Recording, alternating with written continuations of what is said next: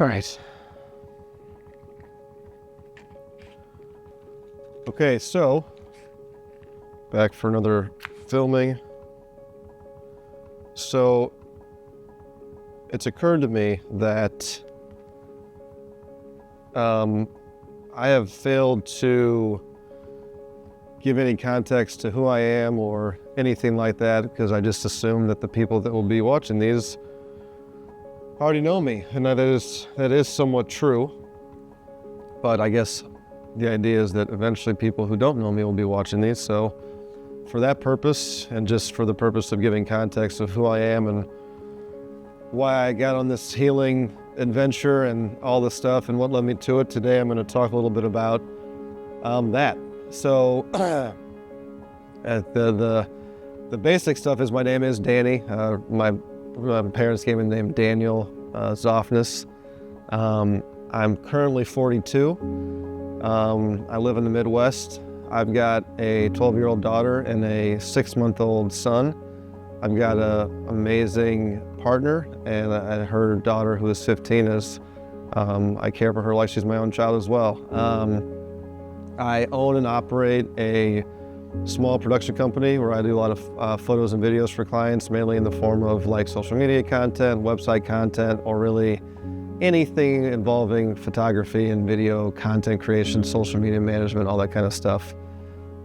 Side note, this year I got a pretty cool year ahead of me. I get to do a lot of, got some bigger projects on the horizon in the name of like in the documentary space, and some more like creative stuff that's coming up this year, which is pretty exciting and kind of newer and a little different than what I'm used to doing. To give some context of how I got on this healing path, and when I reference this knowledge or wisdom or these things I've come to understand or the experiences I've referenced, is that for a large part of my life, I felt stuck in the sense that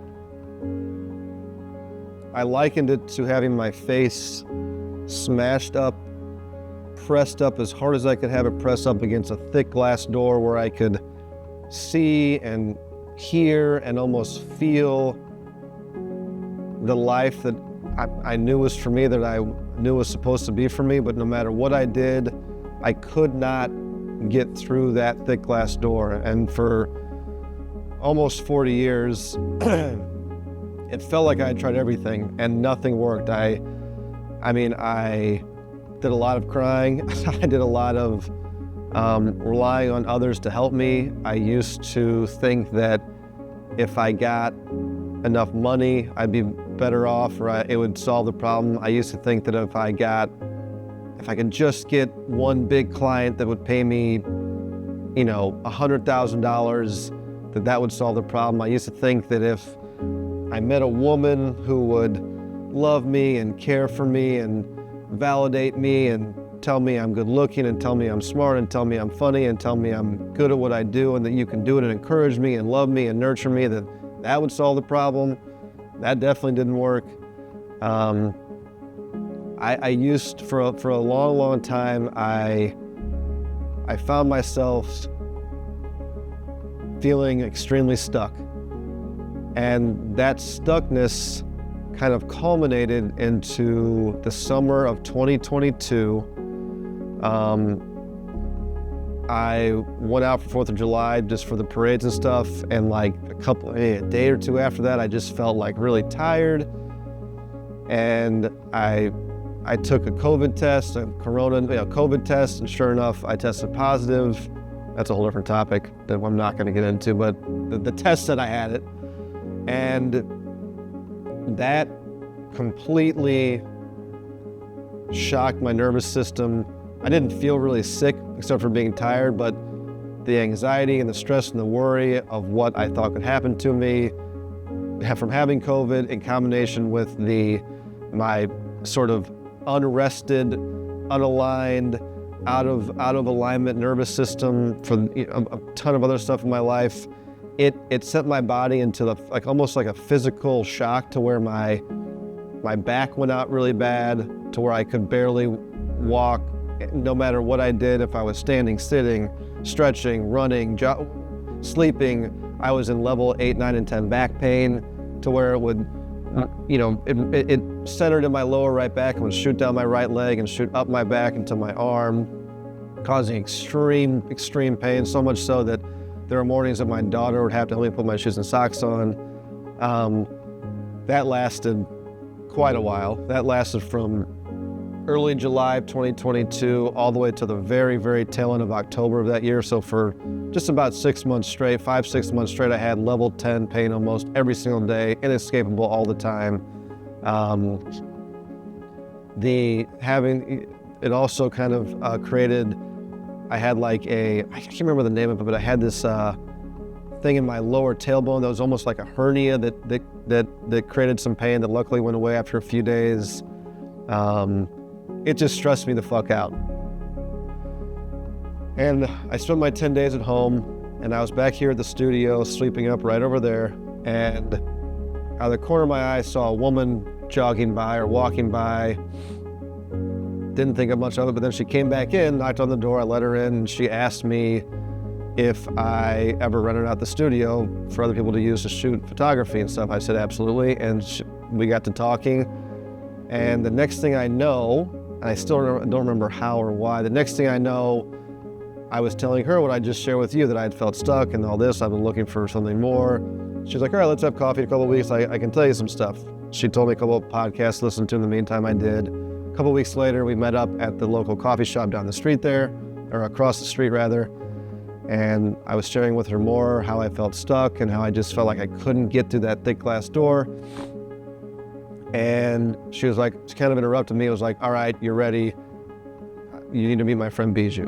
And I was like, who's Bijou? And she explained to me that Bijou was a very powerful plant medicine guide here in a part of the United States that is, it's kosher to do.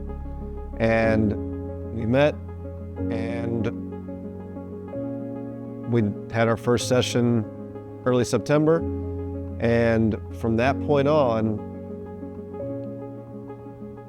experiencing healing with her guiding me, utilizing plant medicine, was the thing that I've been looking for. Didn't even know I was looking for, but it was the tipping point to begin the process of slowly but surely opening that glass door and eventually stepping into the other side of it. The one thing that I want to say about this type of healing experience is that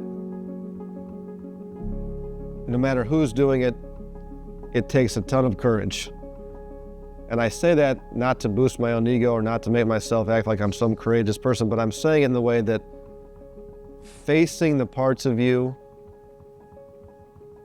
that maybe you're not the proudest of, or that you're ashamed of, or facing the parts of you that have been traumatized, or going back and revisiting trauma, and anything in that ballpark, it takes real courage. Because when you go back in the energetic space and deal with that stuff, or allow yourself to see yourself in a way that you don't want to, or allow yourself to feel the shame that you've carried for 40 years, or allow yourself to see yourself in a way that you just don't ever want to see yourself. It takes real, true courage that I've, so far in my life, have never had to source that type of courage before. In my opinion and my experience, it has been the most rewarding thing I've ever chosen to do. It has opened my world up to a life that I could see, but at the time never thought I'd actually get to. It has totally calmed me down.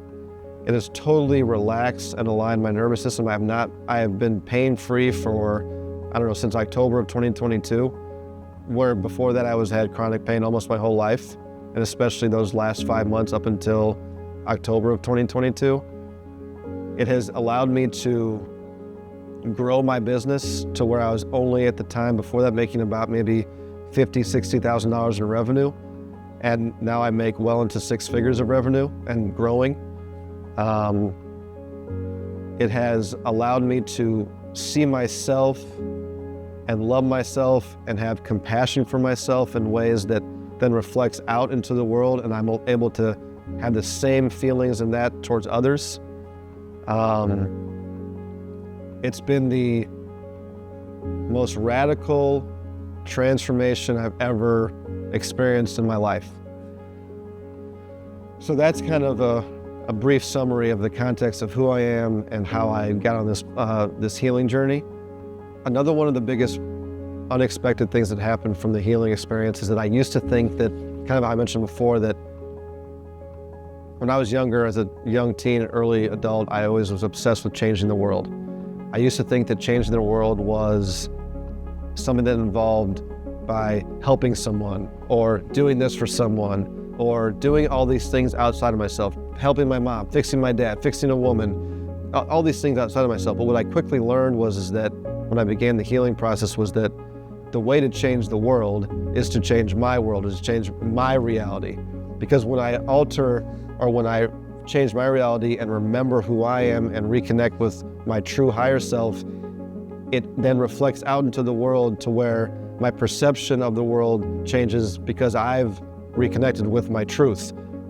On top of that, on an energetic level, what happens is that they don't know it consciously, but energetically, it also changes other people, meaning that like when I went into myself and reconnected with my true higher self and my true self, it opened up the it opened up the energetic, it opened up energetically the opportunity for my parents, for me to see my parents differently and understand them differently, which then allowed them to see me differently. Same with my siblings, same with my friends, same with my partner, same with my child. So the reason I'm saying all that is to say that changing the world or that when we go in deep and go in and heal and hear and reconnect with your true higher self and here, it reflects out into the world and opens up everything. It raises the group consciousness and allows this deep energetic shift both within yourself and within the people in your field and the collective field, which is why this healing on this level is so, in my opinion, so fundamentally important for the individual's immediate people, and then the group collective.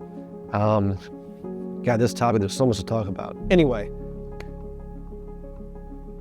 I feel compelled to share. Thank you for listening, and I'll be doing more of these videos.